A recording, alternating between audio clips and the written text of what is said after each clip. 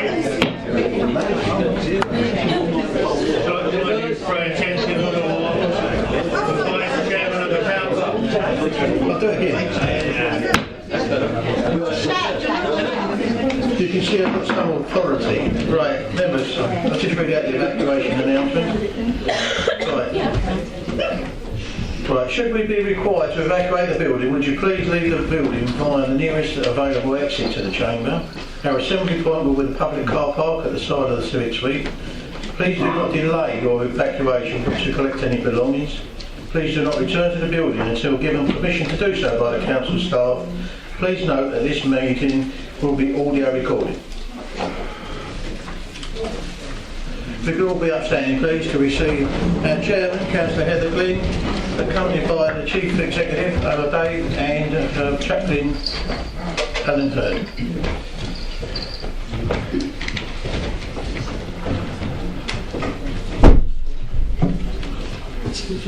Good evening everybody and welcome to our service, our full council meeting. The first item I'd like to do is to welcome my chaplain and ask him to say a few words please. Only a few because I can do the rest. I'm not making any comment whatsoever. Good evening everybody. I've just got a little story to tell you, and it may be relevant to you personally or to this council chamber or to life in general, but it's about purpose and other things like that. There was a little camel, and it comes to the mummy camel and says, "Mum, why have I got such big feet?" And mummy camel says, "Well darling, in the desert you need big flat feet because the sand is soft and they help us to keep stable." Oh, so the little camel goes away, has a think, and then comes back again and says, Mum, why have I got such big eyelashes?"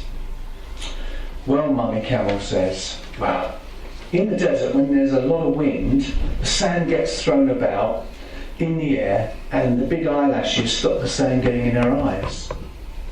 Oh, the little camel says, has a think and walks away, has another think, comes back and says, Mum, why have I got a hump back?"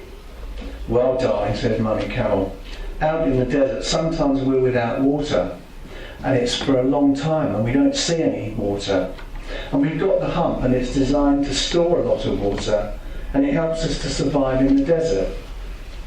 "Oh," says the little camel, and goes away, has a think, and then comes back and says, Mummy, I know we've got big feet, I know we've got long eyelashes and a hump, but why are we in Bristol Zoo?" It's a philosophical joke as well. Shall we pray? In the name of God Almighty, we offer our prayers and thoughts for this world and our lives. In particular, we ask for resolution to the continuing junior doctors' dispute in the wake of the news that 3 48-hour strikes are being called in the face of imposed working contracts by the Health Secretary. Let sense prevail and an end to an escalating situation that has extremely serious consequences for the well-being of our nation. And as we face an orgy of news speculation regarding the EU referendum on the 23rd of June, some of it informed and some just plain hysterical, give us all wisdom to discern the pluses and the minuses and the consequences of whatever decision will be made, so we can make the best in conscience and best for all. And we also give thanks for the potential truce in Syria among many of the main protagonists, so that aid and protection can be administered where needed and hope might be grasped. And mostly we pray for an end to the conflict. Tonight we think especially of the discussions concerning the financial strategy and council tax as final considerations and decisions are made.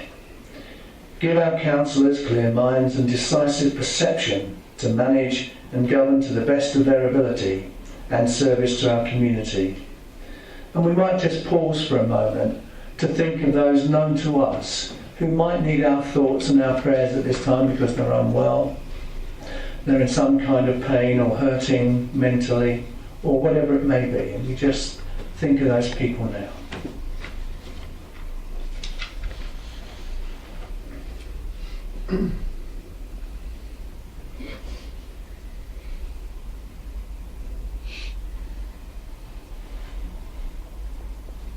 And now, in anticipation of Easter, may the blessing of God Almighty, the loving Father, the risen Christ, and the truth of the Holy Spirit be among us now and always. Amen. Enjoy your meeting. Thank you,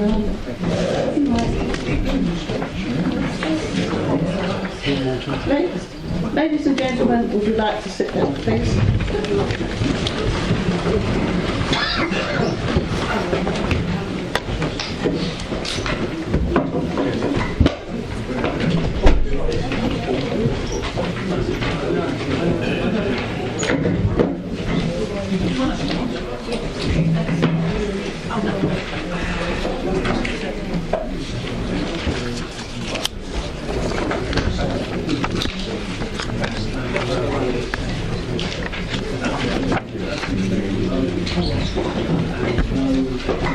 Thank you very much.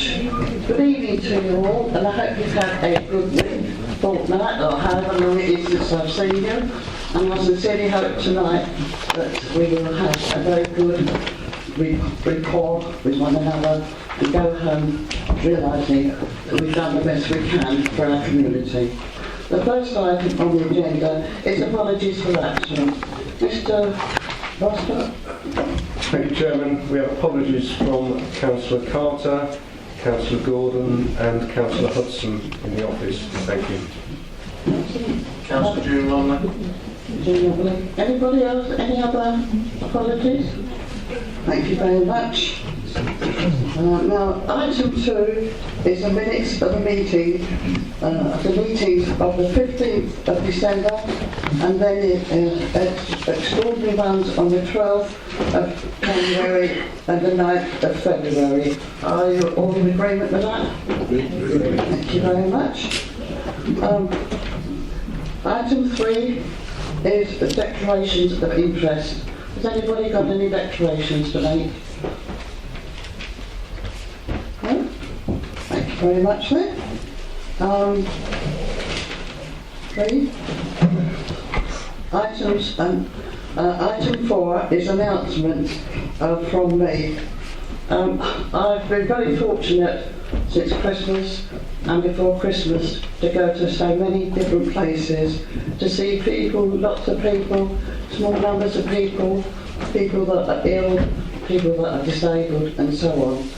And it's been a great joy and a great pleasure to go and be with them for a little while, and in many cases explain things that goes on in Rochford district.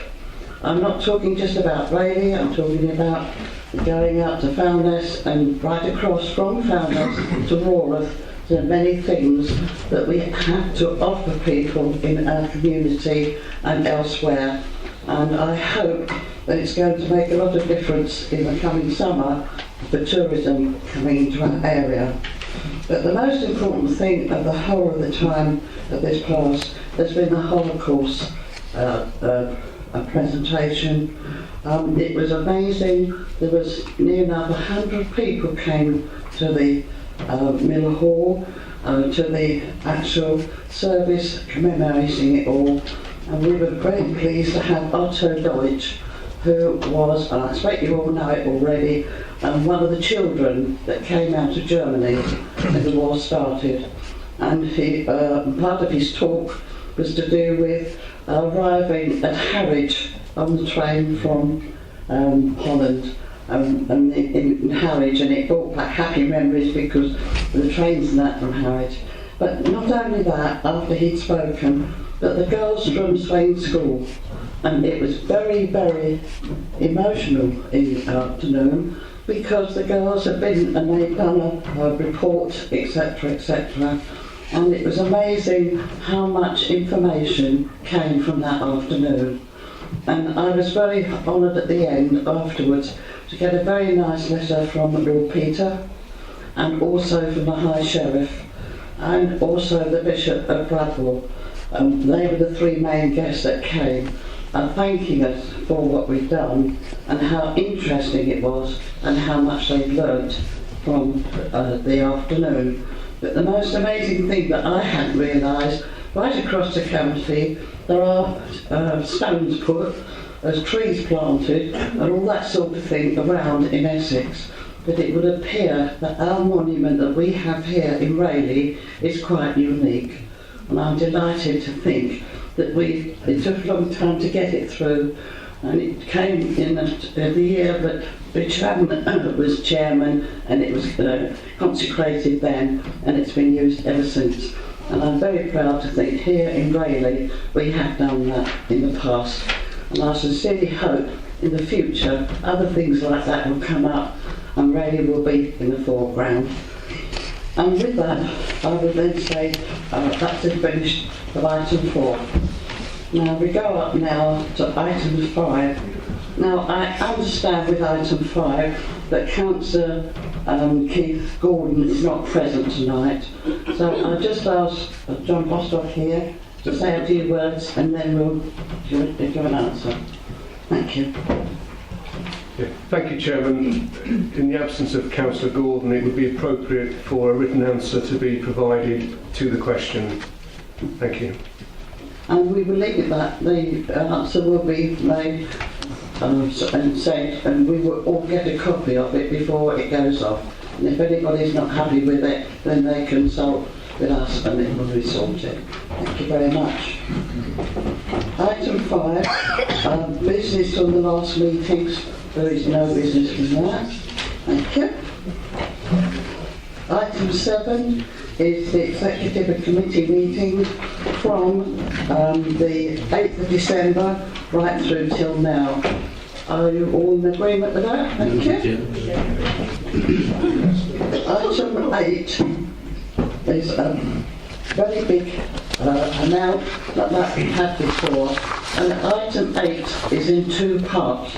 Item 8, the first part, and I'm going to ask John Bostock. Councillor Gibson will present. Right, I beg your pardon, Councillor Gibson, I do apologise. Did you have a nice journey across the sea and you come back feeling better? I did indeed, thank you, Chair. Thank you very much. So if you give your report, please, as the chairman of that committee.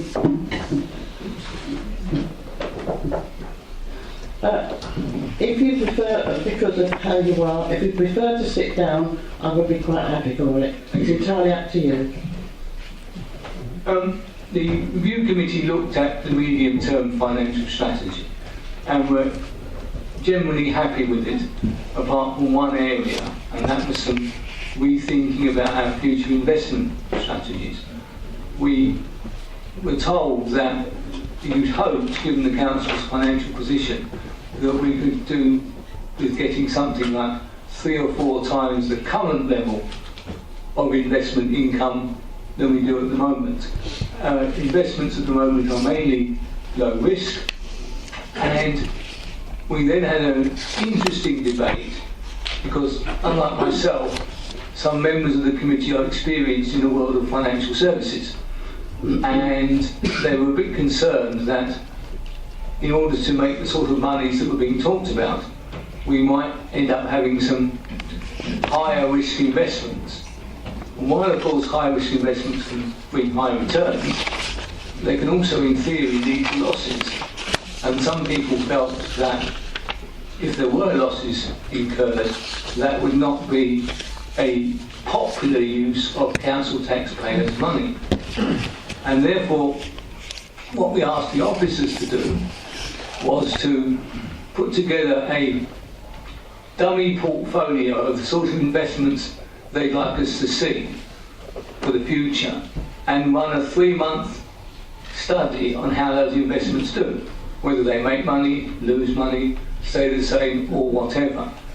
And also ask our financial advisors if they would do a 3-month look back at the last 3 months for the same portfolio. So we would have in theory about 6 months data, and then we would feel more comfortable with that data in making some grounded recommendations to full council when we had a better appreciation of the ratio between risk and reward. And the officers agreed to do that, and they'll be coming back to our next meeting to give us as much data as they've been able to accumulate. And that's why that's the only bit of the report that we felt we needed some caveats on, Chair. Thank you very much. Has anybody any questions? We have here on 10, a 1.10, and that's on page 8.2. We have a resolution here, 1 and 2. Now, are you in agreement with that? May I have a show of hands if you're in agreement? Those in agreement? Thank you. Anybody opposed? It passed. Okay. And then we've got 8.1, which is the other one. And this is a report of the executive. And Councillor Sparing, would you speak, please? Thank you, Chairman. This was in connection with the LGF committee held between members and the officers on the 23rd of February, where we discussed two items. One is the Rochford District Council Development Scheme 2016, and also the subsequent community involvement statement. I think it's fair to say that officers and members have got a very set view on how these should be done in future. The first subject, the local development scheme, is a statutory requirement where we incorporate our three main planning documents. It will be subject to your approval here tonight. Currently, the last document we have in place is dated 2005, and to be honest, is pretty well out of date. I think it's fair to say that we had a fairly open and robust discussion on this, and subsequently I'm quite happy to approve the recommendations that are made on this item. We then moved on, Chairman, to item relating to the community involvement, which was even more perhaps robust and open, but again I think I should compliment both my members and the officers for a joint approach to being as open and transparent as we can be. I think we appreciate that somewhere along the line we will incur the wrath of residents, but this is just not a question of building houses. This is an overall view of how we can help the district in the future and planning accordingly. The only areas that we saw for adjustment in this report, Chairman, was that on page 8.136 there's reference to a RAVS health and wellbeing event where officers will be involved. That date is incorrect, and officers are aware of this and will be amending it in the final report. And also there was a reference to a COPES event on the 23rd of March. Again, officers will be involved. There is no reference to that, but again, officers will include that in the final report. And as I say, I'm quite happy to recommend approval by this council on those two issues. Thank you very much. Councillor Black. Thank you, Madam Chairman. This is the Councillor Sparing they can do, but could you just amplify a bit the presentation? What have we done with the results of that? Excuse me a moment, could you give the page number? Are you talking about the first result or the I'm second talking one? about 8.1, recommendation 2.82. The draft statement of community involvement, we include the 9-week public consultation. And I'm sure if I ask members of the public to take part in that, they're going to say, what's going to happen if I send in a response? What's the council do with those responses? How will they be considered? Chairman, I think we pretty much covered this issue. I perhaps should emphasise that by law, as I understand it, we only need to have a 6-week consultation period. And we are, as I say, trying to be as open and transparent as we can with this, and this is why we've extended with the officer's recommendation for a 9-week period. This is why we're trying to engage with difficult to work with groups. That's why we're going to COPES and these other areas to try and engage with these people. officers have made it quite clear they want people to engage. They will then come back to us with the recommendations and appraisal of what has been submitted, and then we can again meet and review what the recommendations are and the next step forward, Chairman. Thank you. What is your I'm not altogether clear. You're saying that officers will look at the responses and then come back to members and recommendations. Am I correct for you, Chairman? Yes, is that correct?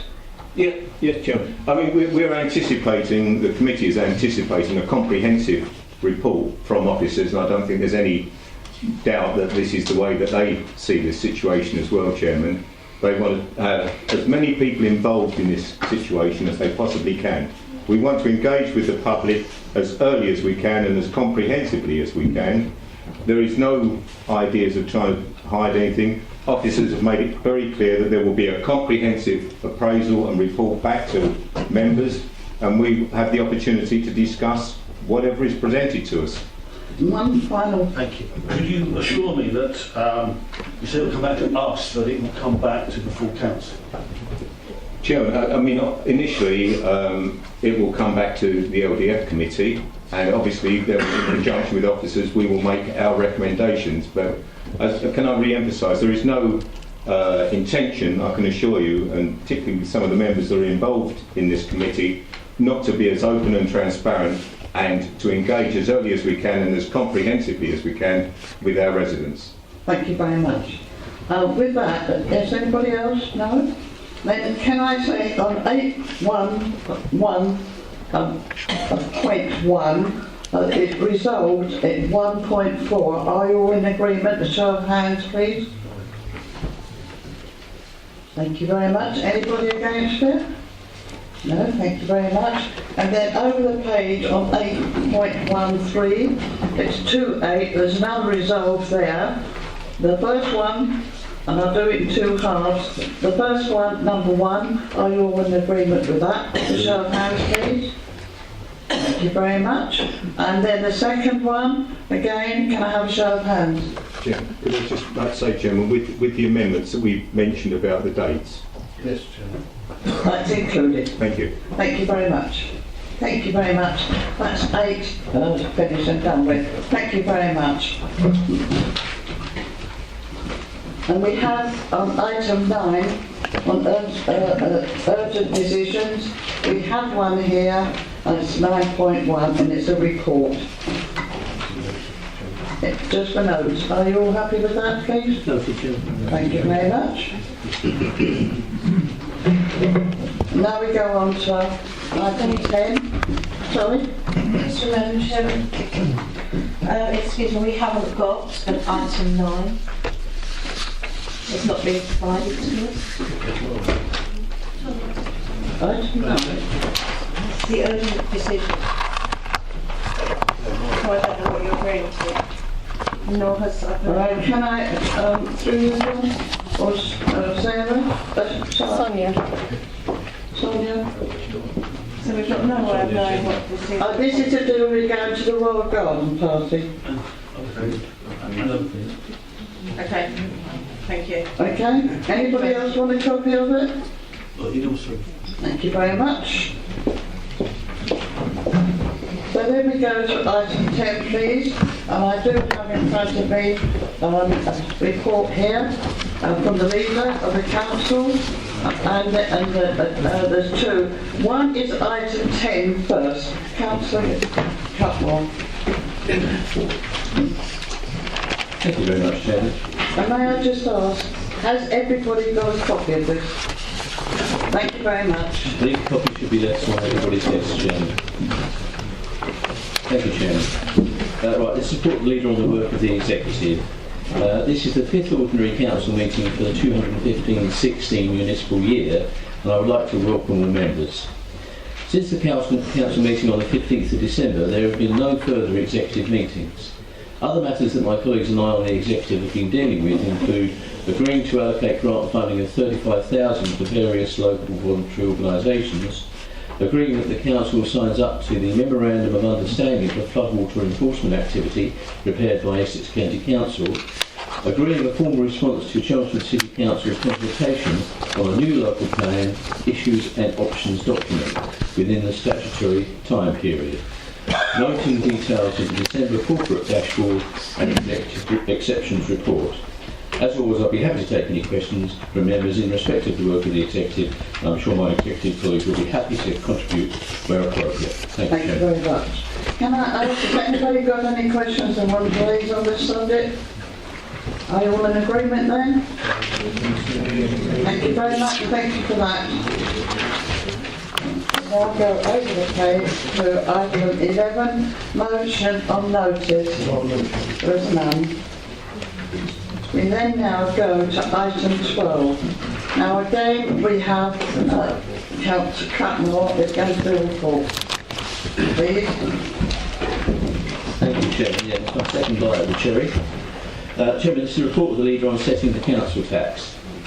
Chairman, and through you, councillors, members of the public and press. This is my 12th budget as leader of the Conservative administration. The budget pressures under which local government operates have intensified, and this authority is increasingly looking at how we can generate savings and increase revenue. This is not only in response to cuts in levels of grant and spending power, but also to significant costs and demographic pressures. There's been a significant reduction in the level of financial support provided by the government. This is a 50% reduction for 2016-17, further reducing to zero by 17-18. By doing so, the government has given Rochford District Council the opportunity to take control of its financial position and to become self-sustaining by 2021, cutting the ties on revenue support grants and also the need to use incentivisation funding to continue with vital services. This means that along with significant demographic growth and inflation pressures, there will be a funding gap of around 2.8 million by 2021, which must be met through savings plans, revenue growth and potential funding options. Looking to the future, Rochford District Council has now approved a new business plan, setting out the high-level priorities that the Council will work towards in the next 4 years. It seems with a renewed focus on capital investment, and the plan and future delivery documents will provide a clear direction and inform the better use of council resources to deliver priorities. Our priorities are to become financially self-sufficient, to use early intervention to manage demand on our services, to maximise our assets and to enable communities. Despite the challenges faced, we have continued to deliver excellent services to our residents.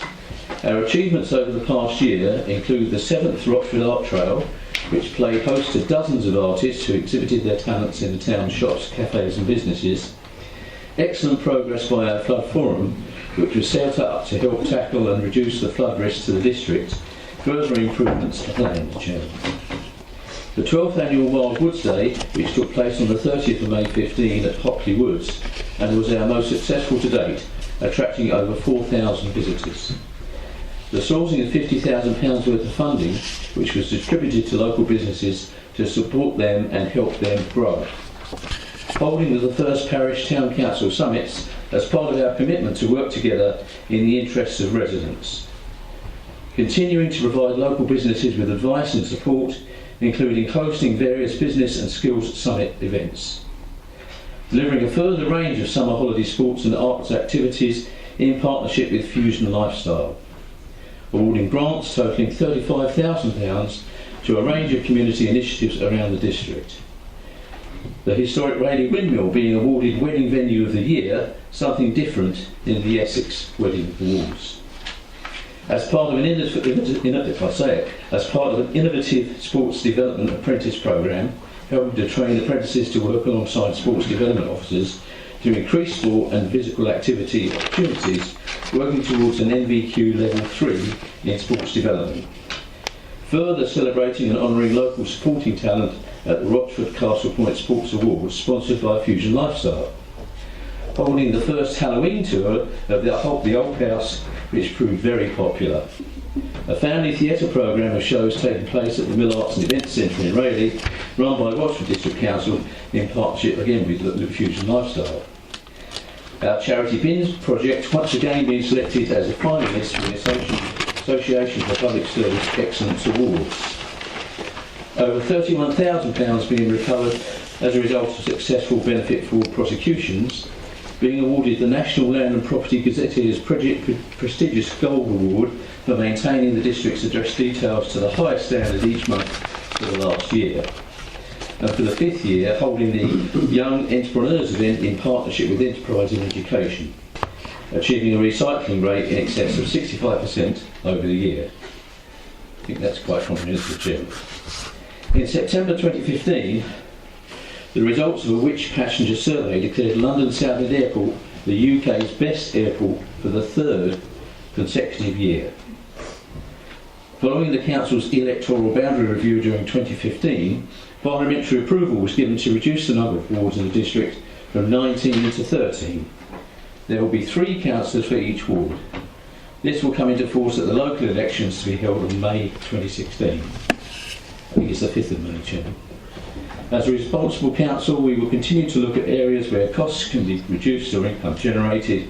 However, in 16-17, there is a need to increase council tax by 1.93% to help fund the huge financial strain the district is currently facing and cut the ties on central government funding. This equates to an increase of 7.7p per household per week.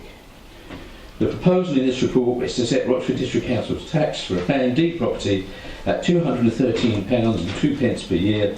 The breakdown of annual council tax for a Band D property will be Essex County Council £1,130.13, Police and Crime Commissioners for Essex £152.10, Essex Fire and Rescue Authority £67.68, the average town and parish council £41.07, and Rochford District Council £213.02.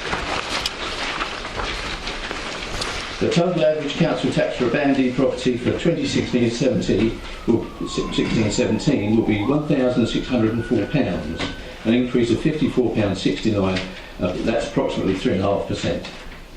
In conclusion, although Rochford District and indeed the rest of the UK is still suffering from the effects of the economic downturn, the Council remains committed to providing excellent services to its residents and partners.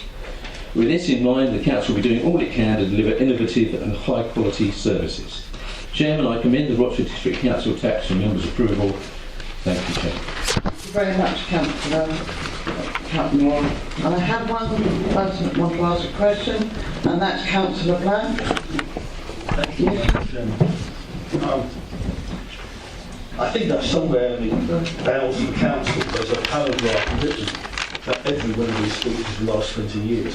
Look at the opening paragraph, because you have a little space, you alter the name of the person reading it, the name of the party, but you have the phrase about budget pressures intensifying and looking for generate savings, increase revenue. It was ever thus. But it's getting worse, and we've never lost all our grant before.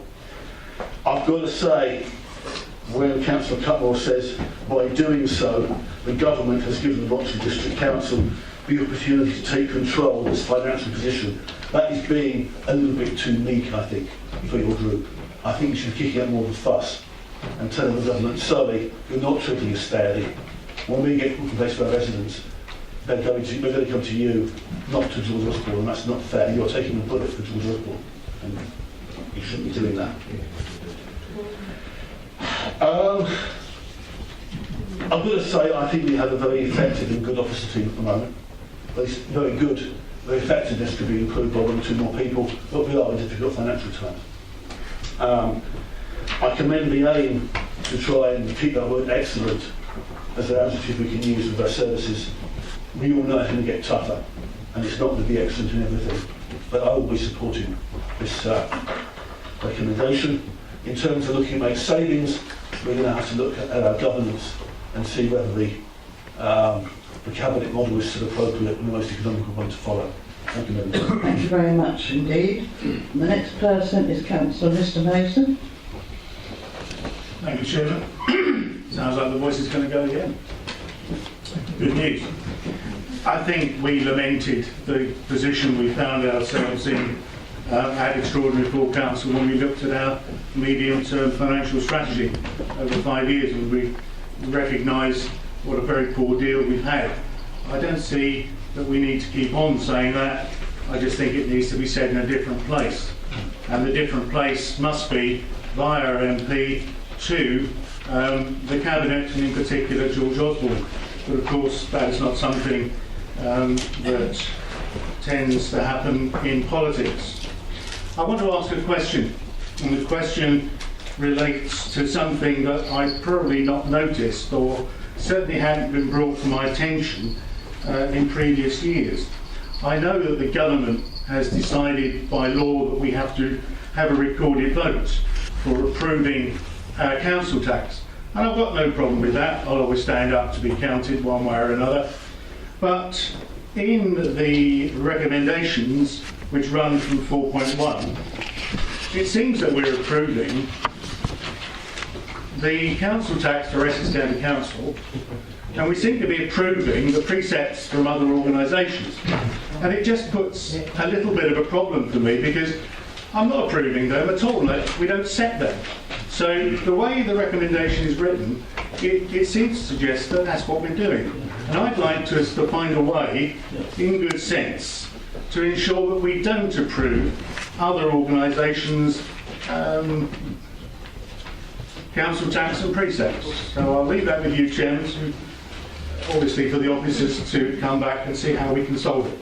Thank you very much. I will ask Councillor Cutmore if he wishes to reply now, or do you want to wait till the other person has spoken? After please. Yeah, we'll do it at the end. And Councillor Mrs Hoy, you were next. Thank you, Madam Chairman. I won't be supporting the increase on the basis that, as Chris Lyon stated in the budget report, we're getting less money from the government because basically the Conservatives have built too many homes.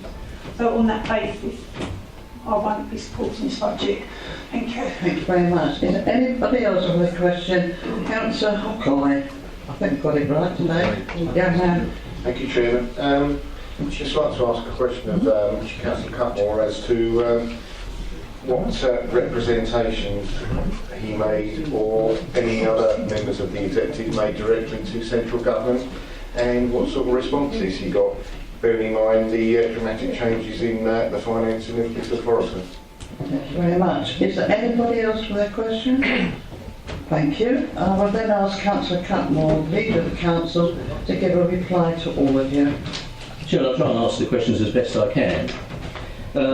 Within the words of what I said, the point about the freedom is that usually when money comes from somebody else, they have if you like, he who pays the piper, they have a way of telling you how you should spend it.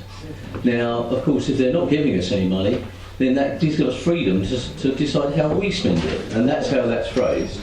So we take charge of our budget, Chairman, and that's what was inferred within the document, within my speech, I beg your pardon.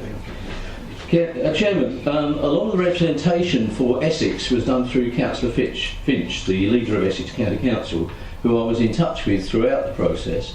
He actually went up to see Greg Clark and many other officers on several occasions, as have the officers of Essex County Council, who represented, I think, the Essex authorities extremely well, in as much as you may know, we actually got some money back from government, from the original budget that came forward after their representations.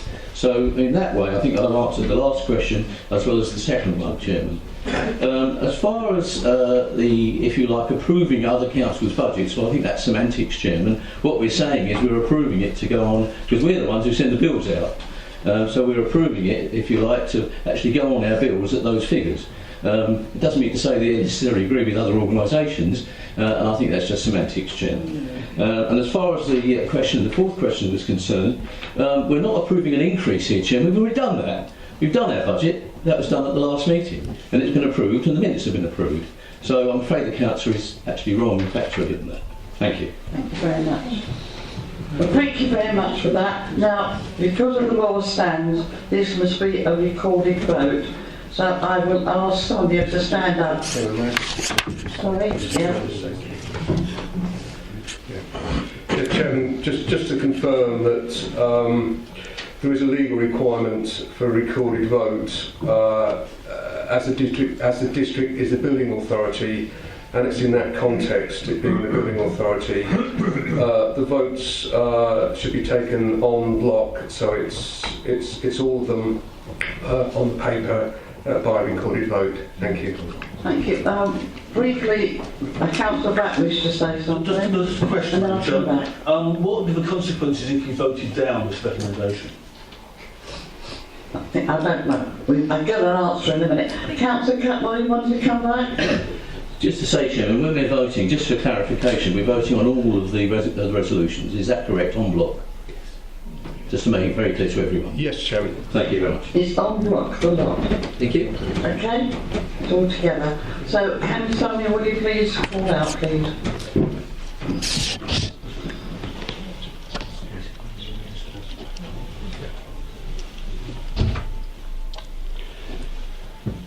Chairman, there is a legal requirement for the district to act as building authority. There is a timeline to that, and tonight is well set to achieve the paperwork and etc. that comes from that. Chairman, thank you.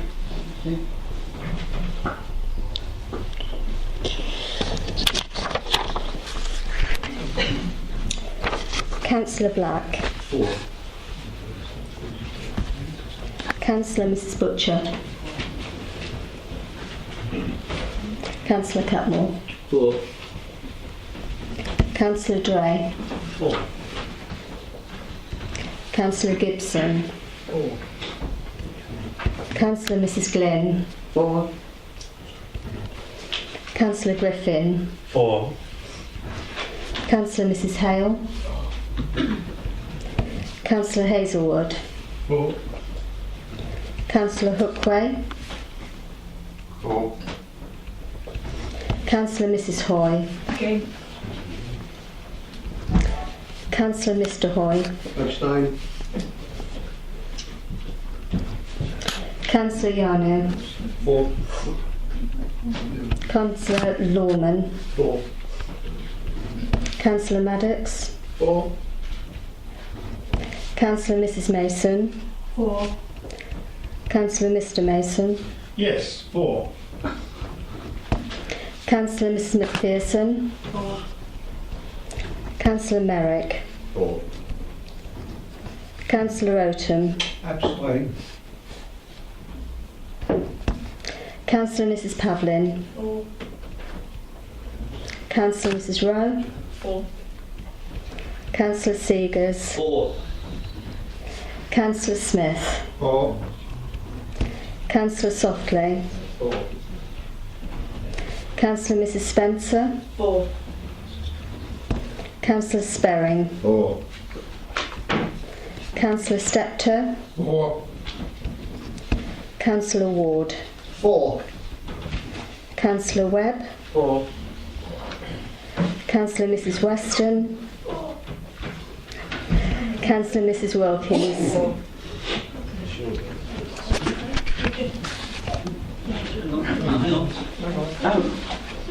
Councillor Hayter. Madam Chairman, Sorry, Councillor Hayter. abstain. That was worth it.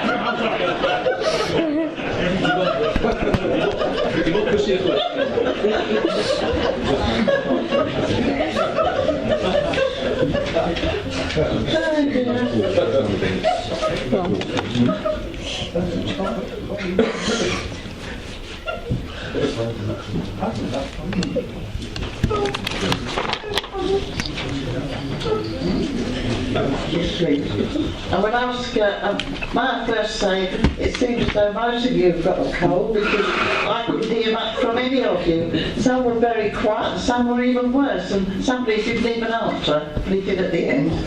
So this is the results. Councillor, Mr. Bostock. Thank you, Chairman. The motion was carried 28 for, 1 against, 3 abstentions. Thank you. Thank you very much indeed for that. So that is, we can now send out our money and hope we get money back quickly. Yes. Now we go to item 13. Mr. Mowbray, please would you like to make a statement, please? Thank you, Chairman. I thought Councillor Rossetti introduced it, but it's just in your pay policy statement that we have to make under the legislation. So if we have any questions, basically. Has everybody had the Councillor Hoyt? Mr. Hoyt? Thank you very much, Chair. It probably sounds a little bit picky, this one, but as a tax accountant,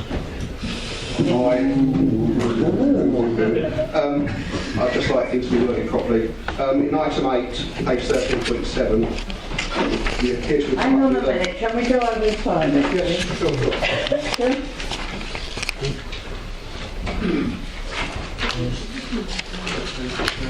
13.7, 8.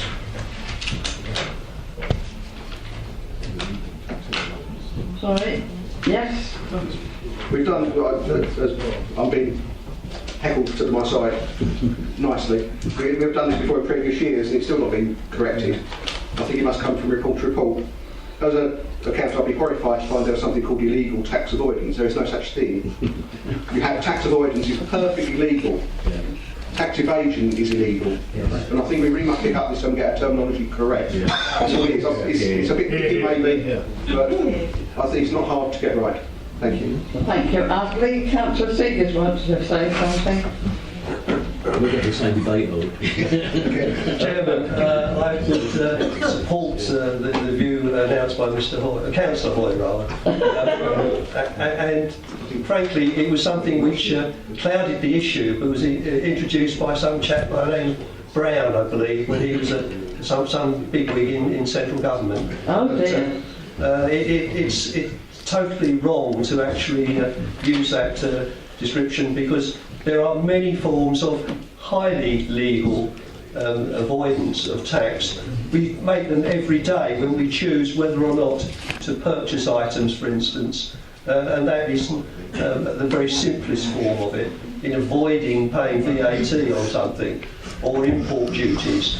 All sorts of things are legal avoidance of tax. And I think this should be corrected for future reference. We do not have to fall in line with the definition provided by former Chancellor and PM Brown. May I say, in answer to all of this, that this is something that would be noted, so when next year you are setting your thing, it can be looked at then. It will be changed for this one, Chairman. Oh, right, my gentleman on mine has said it will be changed. So, bearing that in mind, are you all in agreement with 13? Can I have a show of hands, please? Thank you very much. And with that, that's finished. Well, ladies and gentlemen, I didn't think it would be so quickly over. I hope you all have go home early and watch something on the telly. And may I say to you, have a good weekend. Look forward to seeing you all soon. Thank you very much.